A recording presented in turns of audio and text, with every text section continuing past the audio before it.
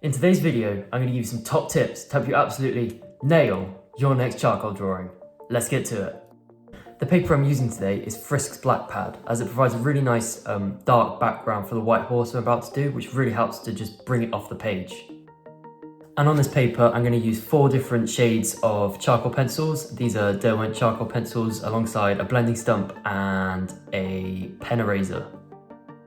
I'm going to start at the eye, as it is the centre for the entire drawing. I do this by establishing the darkest areas with my black charcoal pencil, which, as it happens to be, is darker than the paper I'm using. I then establish any areas of extreme lightness, in my case, the front of the face. This is because the light source is right ahead of the horse, and any of the surfaces facing this direction will be equally lit up. This can be seen when I do the chest area a bit later. Now that I have established the 2 extreme areas of lightness and darkness, I need to gradient them into each other using the medium pencil and the natural grey tone. It is also worth a mention that you need to apply a lot of charcoal down to the page before using your blending stump. This is because there is only so much area that the charcoal can cover. You are now going to want to use your blending stump from the darker areas to the lighter ones, and even leaving the lightest areas so they can remain as bright as possible to improve that all-important contrast.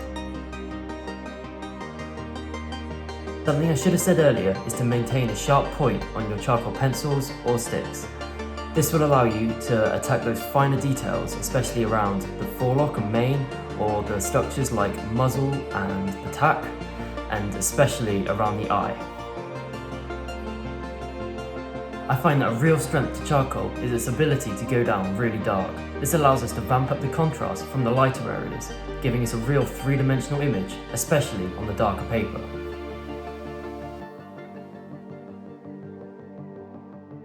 Now I have to say that charcoal, alongside chalk pastels, have to be some of the worst in terms of accidental smudging. This is why I have used a plastic sheet which I've elevated using a cut-up rubber. This is because any movement between the charcoal and another surface can create absolutely catastrophic smudging.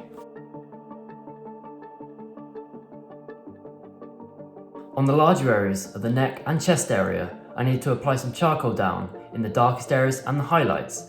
This then gives me a base to work from to add the finer details upon.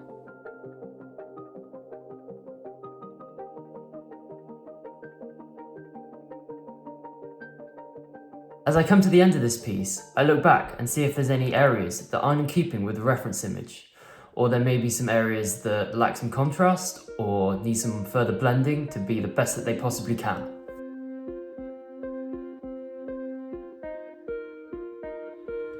And that's a wrap. I've rubbed out the grid lines and added a background which is quite misty, which I did just with a blending stump and the white pencil, and obviously I've gone and done a mighty signature.